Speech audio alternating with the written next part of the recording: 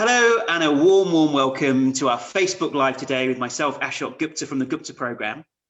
And today's video is going to be all about how we can avoid getting long-haul COVID, or at least reduce the risk of getting long-haul COVID if we've got a COVID infection or we know that we have been tested positive for it. As well as looking at how, if we do get long-haul COVID, what can be done about it. And as you may know, this is something that we're actively treating at our clinic right now. And just to give you a bit of background, long-haul COVID is a condition that has been recognized as developing in a percentage of patients who contract COVID-19. And they go on to having symptoms for many weeks, if not months, and we don't know how long that potentially goes on for. And we at the clinic specialize in treating MCAS and fibromyalgia and chronic fatigue syndrome. And we've already started treating patients successfully with long-haul COVID.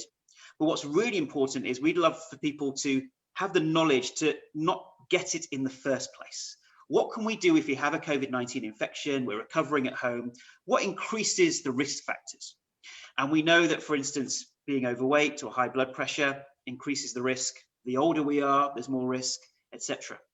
But we also know from our experience here at the clinic, treating similar conditions, that there are other risk factors that may increase the chances. And rather than it just being theoretical, I'm very delighted to be joined by one of our patients at the clinic, Sarah Thwaite. So thank you so much, Sarah, for joining us today. Much appreciated. Good to be here. And Sarah is actually someone who is experiencing long-haul COVID and gradually recovering using the Gupta program. And we thought it'd be really useful for all of you who perhaps have COVID or know somebody who has COVID to learn from our experiences here at the clinic, but also one of our patients as well, who has also thought about and reflected on what could have been done differently to reduce the chances of getting long-haul COVID. So Sarah, as I said, wonderful to have you. Do you want to just tell us how it all started in March 2020 for you, and what exactly happened when you first got COVID? Yeah, so my first symptoms first developed on the day lockdown started in the UK, the 23rd of March. Feeling really unwell, horrendous diarrhea, shivers, aches. I didn't know for definite it was COVID at that point, but I knew it was something I'd never had before. I felt worse than I'd done with any other illness. That then progressed on, didn't get any better. Didn't ever really have the classic temperature, and the cough and the breathing problems didn't come till later for me. But it got worse, and by about 4 weeks, instead of recovering, my breathing was really bad. So much so that a doctor friend who did a FaceTime call with me came around and rushed me into A&E because he was concerned at how fast and how shallow my breathing was and thought it was quite dangerous. Right, so at that point you really had some of the classic signs of COVID-19 in terms of the cough, the breathlessness. What other symptoms did you experience? At that point it was mainly the cough and the breathlessness that was the main concern, and the cough got worse until a couple of months later I was even at one point coughed up some blood and made my doctor said it was all sorts of other different things, because COVID can have that many different effects on people's bodies, and it seems to affect so many of us so differently. They can be really hard to predict how it's going to affect you. What I did, unfortunately, though, I tried to carry on, and I was carrying on working even when I was so ill I couldn't sit up, and I was working from bed, and I was trying to carry on as much of my normal life as I could, because at the time we didn't really know any better. Now there's a lot of learning from those of us who've had COVID and it turned into long COVID, and I would certainly encourage other people to take it a lot more gently in their recovery than I did. Right, yes, absolutely. This is the core of it. This is what we'd love to dissect a bit more. So you obviously had a confirmed clinical diagnosis from a doctor that you had COVID-19 because you had all the classic signs. And at that point in time, as you say, we didn't really know much about the condition back early last year. And so you found that although you felt quite ill, you continued to work in whatever capacity you could. Do you want to just describe how you think that might have impacted the course of the condition and what you would have done differently had you know what you know now? Yeah, I think if I'd known that COVID was more than just a respiratory disease and that it was going to affect all of my body, I would have paced it a lot more slowly. I would have taken a decent amount of time off work. I did slow down my other activities, but nowhere near enough in retrospect for what I should have done for the scale of the illness that my body was fighting. I don't think I gave my body a chance to really heal. And instead I panicked it because it thought that I was kind of going to charge back in and carry on doing all my everyday activities, when it was really screaming out, you're not ready for this, you can't do it. Yeah, definitely. Yeah, it's very interesting, that little voice. There's this little voice that we have in the back of our heads that says, I don't think you should be doing this. You're doing a bit too much. And traditionally in society, we're taught to just push through that, especially if we're a gym junkie or an achiever. So, right, no, keep going, you'll be fine, just walk it off. And actually, it's a signal from our bodies that we need to pace and we need to rest. But as you say, we didn't know any better. And for anyone out there who's got long COVID, this isn't about feeling bad about what you could or couldn't have done. We didn't know at that time what this was about. This is really for us to try and help others who are experiencing COVID to make sure that they don't go on to contract long COVID. So we're just trying to share what it might be best practice. And how could you feel, because often when people think of resting, they think of just physically resting. And we here at the clinic are big advocates that resting is across all the areas of your existence. So it's physical resting, but it's also mental and emotional resting, which is just as important, if not more important, when you have COVID-19. Do you want to just speak about that? Yeah, definitely. So I told myself that because I was working from bed and I was lying down, I was resting. But actually I was attending sort of 5-6 Zoom meetings a day, a lot of them about COVID, because that was related to my work. And it wasn't really surprising that my body didn't really feel like it was resting. Yes, exactly. And especially in the context of the pandemic, we're all experiencing slightly heightened anxiety and uncertainty about what's going to happen, especially last year when it was new. I think now we've kind of surrendered more to what's going on and accepted it, but at that time it was all very fresh. So there's that added anxiety, plus, as you say, sitting in bed doing Zoom meetings, which we know can be really stressful with all the technology. And I can imagine that, that continuously might not allow someone's body to fully fight off the virus. Does that how you felt? In hindsight, that's how it feels. That I didn't really give it I mean, there's no saying that it might have happened anyway, but I think I would have given myself a better chance of not having had the last 10 months now of illness, had I taken it more gently at the start and been more gentle with myself. Yeah, so this is really crucial information because no one's done any research on this as yet. And it's quite anecdotal. It's quite tricky to do research on whether someone overdoes it at the beginning of the condition. Do they rest enough? Because you're talking about different layers, mental, physical, and emotional. So this anecdotal information is incredibly important. So if you are out there and you have COVID-19 or you know someone who's got COVID-19, certainly Sarah's experience and other people that we're treating right now, it really is about, as soon as you know you've got COVID-19, please take that deep rest. Mentally, physically, emotionally, drop everything. Don't feel guilty about, oh, I'm not at work. Oh, I'm missing out on this meeting. Or, work will think I'm a lazy person for not doing this, that, and the other. I'm a shirker. No, it is really about listening to your bodies, just like when we have a flu, and deeply resting. Be as lazy as you want. Let go and say, I love myself. I'm going to take that self-care to really get better from this condition. And I think that the next step, and we'll come on to that, Sarah, is even once you feel that you've got over the condition, take your time getting back to work or getting back to a busy social life or looking after the family. Can you tell your employer to give you some more time? Can you tell your family to take on more responsibilities? These are all kind of important things. So Sarah, coming back to your experiences. So I guess you then at that point realized that this has gone from just having COVID-19 to then long haul COVID, where it was lasting for many weeks and months. At what point, was there any particular point you realized, okay, this is what's going on, or was it just a gentle carry on? I think it was a slide, but by July, I realized that it definitely wasn't going away. I took a week off work thinking that, a week of rest would be really, really good, but tried to do a little bit of walking and I set myself back quite badly. And from then it was a slide downhill until September. I had to give up work completely. I needed to move in with family for care and I was pretty much bedbound, just about able to get to the toilet. So at that point, it was clear it wasn't an ongoing infection. That had long since gone. But there was definitely something my body was trying to tell me. It wasn't going to recover if I carried on with the way I was going. Right.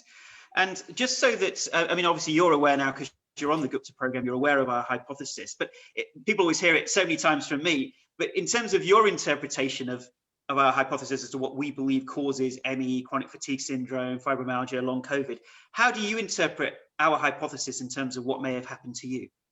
For me, it felt very much that my body was triggered into like a fight, flight, freeze mode. My heart rate was very, very fast, especially whenever I wasn't lying down, with symptoms that are very similar of a condition called POTS, which a lot of people with long COVID have been experiencing. that then makes you feel more and more unwell, and it makes you not want to stand up because you know that when you do, you're going to feel ill. And it becomes like a vicious cycle. The body starts saying, well, if I do that, I'm going to feel worse. And in the end, it's almost like it stops you from doing it as a protection device, is what it feels like. I was mentally really, really calm. I've a long-standing meditation habit, and my mind was quite calm through the process, which I feel quite grateful for. But my body was still in that panic mode. It felt that my body was stuck in that mode, not necessarily my head. It wasn't a mental thing particularly. It was just there was something that my body needed to heal. And a lot of us have been doing things like meditation and yoga and things to try and improve the parasympathetic response, the things that are built into the program anyway. But it felt that there was more needed. There was that built on top of a program of rest and a planned program of dealing with it, rather than just kind of ad hoc things. Yes, I agree. And obviously, Sarah, I think many of us have been seasoned meditators. At the same time, even when we've got a very calm mind, when we are working, it still is an activation of our nervous system, even when we're calm, isn't it? So just working, just having so many meetings can still rev up our system and impact on our immune system. And a system that's been under attack from what is a really, really powerful virus that affects every part of your body. It'd be amazing, really, if our bodies didn't kind of want to kind of fight back and defend us and protect us in some way from that. Yeah. And as you've described, it almost feels like a kind of fight or flight. And we describe the condition as a physiological traumatic response. So the body says, right, let me fight off this virus.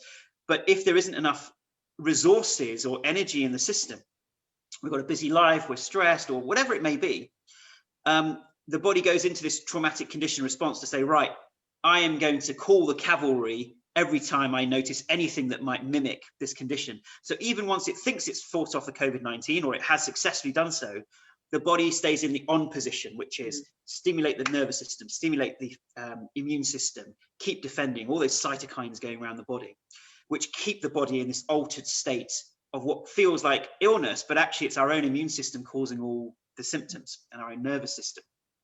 And then it stays stuck in that mode, creating ongoing symptoms, as you've described. So that kind of got to its worst in September.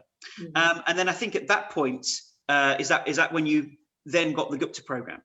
Yeah, that's when I started re-engaging with it properly. I'd used it in the past, many years ago. So I had confidence it was going to be the thing that was going to help me. But yeah, once I'd stopped work and I was resting, I had this time and space to engage with the program properly. And that's when I started to recover. Fantastic. And so you've been working with the program. What aspects of it do you think were most powerful for you? For me personally, it's been the emphasis on the different parts and kind of understanding what drives me. So the fact that I carried on working from bed down shows I've got a real strong, active kind of achiever type. I want to get things done.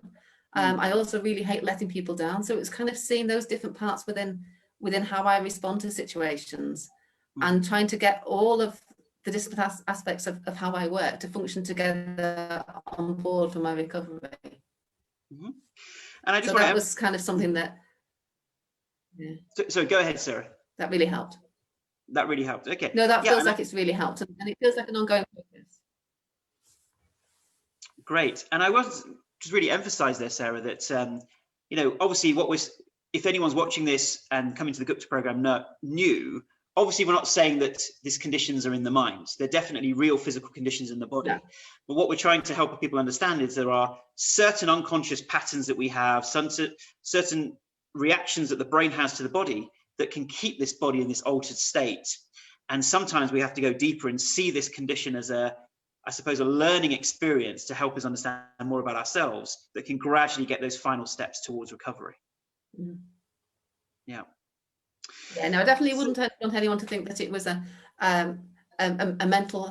was your mental health disposition that led anyone to this, because a lot of people have been getting that from some health professionals, and understanding how people react against it, because this feels, and it is, a very, very physical condition. But it feels like we need to harness all the possible tools and all the possible resources that we have at our disposal to give ourselves the best chance of recovery. Yes, and that's why a holistic approach is most powerful.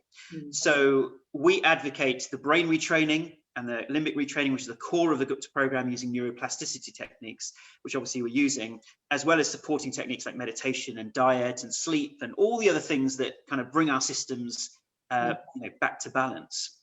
So I'd love to understand more, Sarah, about the contrast between, obviously in September, you being pretty much bedbound. As you say, you moved in with family, they had to kind of look after you. And now, once you've been on the Gupta program for a while, what are you able to do now? How would you describe your health now on average? It's vastly improved. I can do a daily walk. I've been out on my bike several times. I used to be a real cycling addict, and I can't go as far or as fast, but I can use it again. I'm sitting up in a chair. I mean, for months, the idea of sitting up in a chair for more than a minute or so would have been unbelievable. I've started back at work this week on a phased return, and I'm pacing it and taking it gently. But from in September, I couldn't look at a screen. I had to have my eyes closed. I couldn't cope with any sound. So to get to a point now where I can quite confidently arrange meetings, knowing I'm going to be well enough to attend them, just feels kind of life-changing, really. It's like I'm getting my life back again. Yes, that must just be an incredible liberation, especially because we didn't know what this virus is about, what effects it could have. I mean, we don't want to scare people, but it must just feel such a relief to have that fear behind you about that. Yeah, and I don't mind if it takes me a little while to get back completely to how I was, because every week I can see progress. Every week there's something new I can do that I couldn't do the week before. And that's really powerful to keep carrying on. Absolutely. And are there any kind of critical success factors that you find in your experience of using the Gupta program to overcome long haul COVID? Is there any advice you'd give to others who are using the program for that? I think one thing might be to kind of limit how much exposure you have to the news, because at the same time as you're trying to help your body understand that it's safe, there's so many messages out there that we're not safe at the moment. And we can do all the things we can to keep ourselves as safe as possible from reinfection, but we also need to calm down our bodies, because our bodies don't necessarily always realize that. So I will only choose to look at the news as a bulletin every so often. I don't have it on regular updates, and it's just being sensible about noticing what works for your body and what doesn't. So for example, if for me, meditation is a regular part, but if I miss that, I do notice it. My body feels more agitated. It feels like I've got less capacity to get through the rest of the day. So it's noticing the things that work and make a difference, and making sure I don't neglect those even as I start to feel better. Yeah, I really like that. There is something about that commitment to your own health. To me, that's a definition of self-love, is rather than as being embroiled in the outside world and that taking priority, it's going inwards, listening to our intuition and listening to our bodies, and really taking and indulging in that self-care and giving ourselves permission, right? Anything you want to speak to about giving ourselves permission to do that it's okay to do that for ourselves? Definitely, especially if we've learned a big long strong habit of taking care of other people rather than ourselves. That can be a really hard lesson to learn. And I think the other bit, which is again part of the project, is that re-engaging with joy. For most of us, there hasn't been enough joy in the past year. If we've been feeling really ill, and those of us who've been stuck in bed, it's really easy then just to dwell on the things that we can't do. But for me, it's also felt really important to find things that I could do, even if it was lying down, because it was positive for me and for how I was feeling about life. But it's also very reassuring, I think, as part of a recovery to discover things that you can do that support that. Whether it might be something creative or whatever it might be, it doesn't really matter what it is, so long as it's that thing that kind of gives you something to look forward to as part of not just thinking about being ill and wondering when you're going to get better.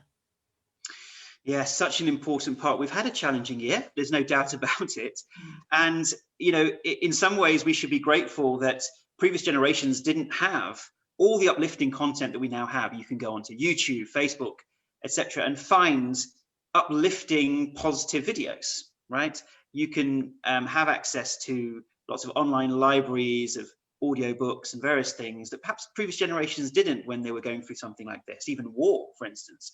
So I'd really encourage people, as you say, to switch off some of the more violent or negative or types of content or the news, and instead switch to things that uplift your positivity, that uplift your spirit in some shape or form, that re-engaging with joy that you've talked about. Yeah, it's a beautiful idea, and I really encourage anyone who's going through COVID-19 or recovering from that to just take this time out to re-engage with the little things that bring you joy, rather than thinking I need to rush back to work as quickly as possible and be achieving or doing this or doing that. So important. Yeah, we want to get back to our lives, but we want to do that in a stable, sustainable way. So that we can keep being able to help other people and do our jobs and do the activities that we'd normally love to do, but not just for a week or a month, but to be able to sustain that in the long term and feel that we actually kind of can put this year behind us. I think that's what all of us want. Yes. And so moving forward now, in terms of your recovery, what is it that you think you, obviously using the Gupta program or other things, what is it that you now feel will get you to that 100% recovery so you can put this fully behind you? Is it just continuing as you are?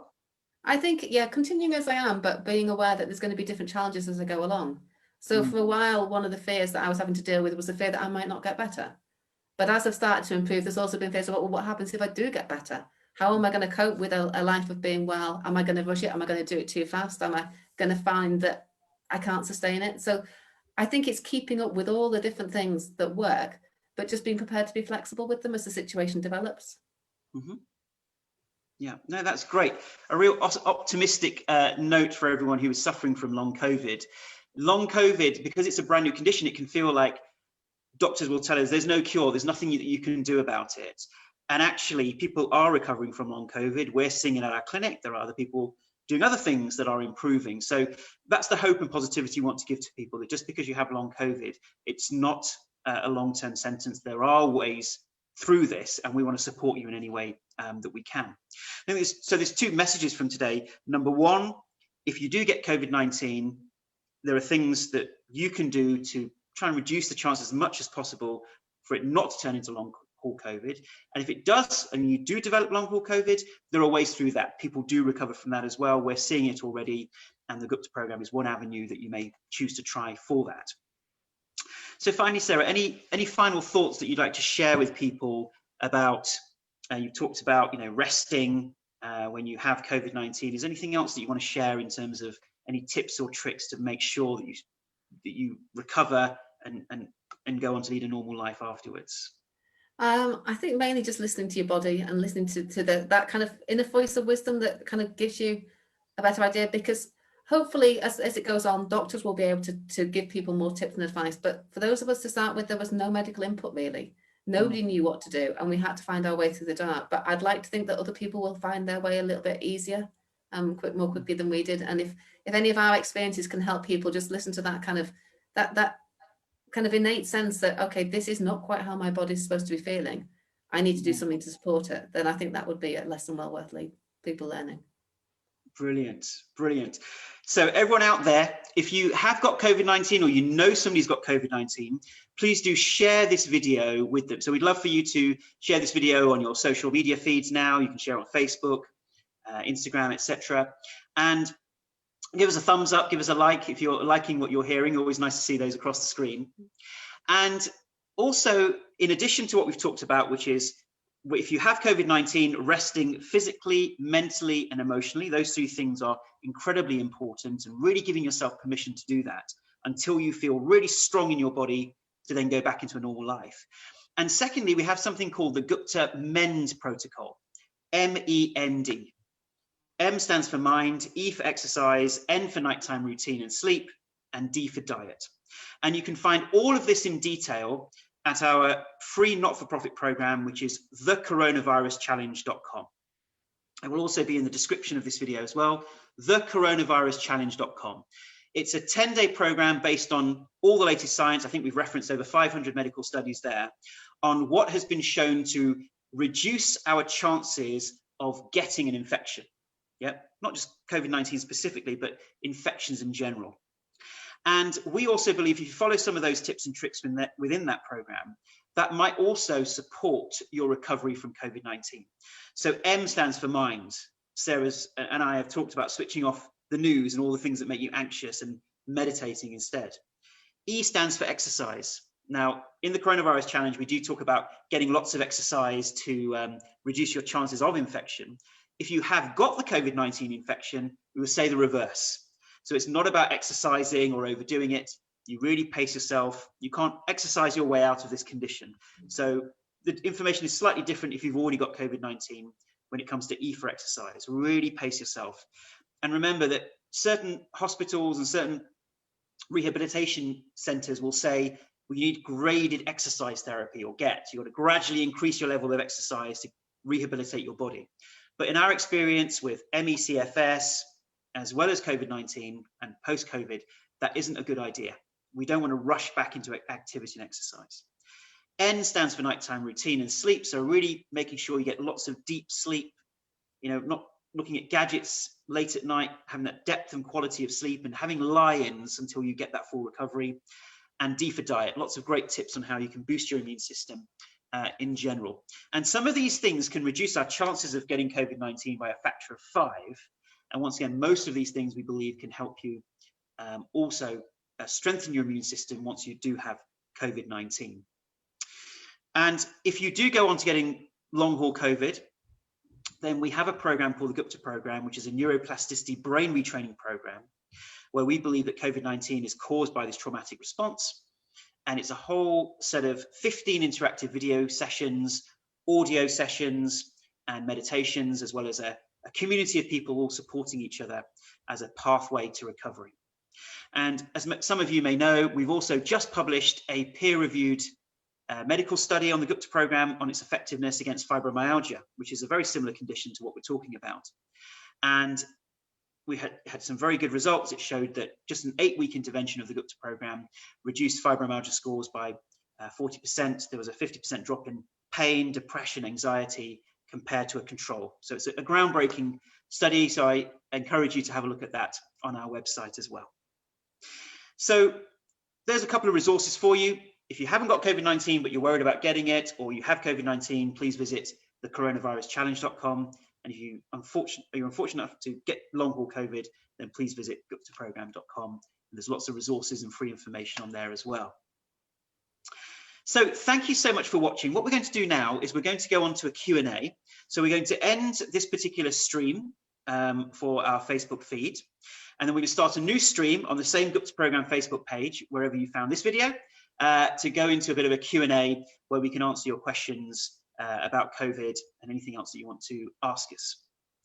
So all that's left for me to do is to say a big thank you to Sarah for sharing her experiences. It's a great inspiration to people out there, not just to hear it from me, but to hear it from somebody who's gone through that experience and what they would have done differently. So thank you so much, Sarah. Any final words you'd like to share? No, just good luck for everybody on staying well or getting well. Great. Beautiful words. Thank you so much, Sarah. Thank you to all of you. Please do check out our websites, and we're going to go on to a Q&A now. So I wish you all the best healing and luck with your recovery from whatever you're experiencing. And once again, please do share this video. This is really important information. This could be the difference between someone going back to a normal life or going on to having a chronic condition. So we really need to get this core information out there, that there are things that you can do to prevent yourself from getting long haul COVID. So thank you so much, and we'll see you next time. In fact, next Thursday, just to let you know, next Thursday on the 28th of January, we'll be doing a Facebook Live on acceptance and surrender if you have chronic illness. So look forward to seeing you there. Thank you and goodbye.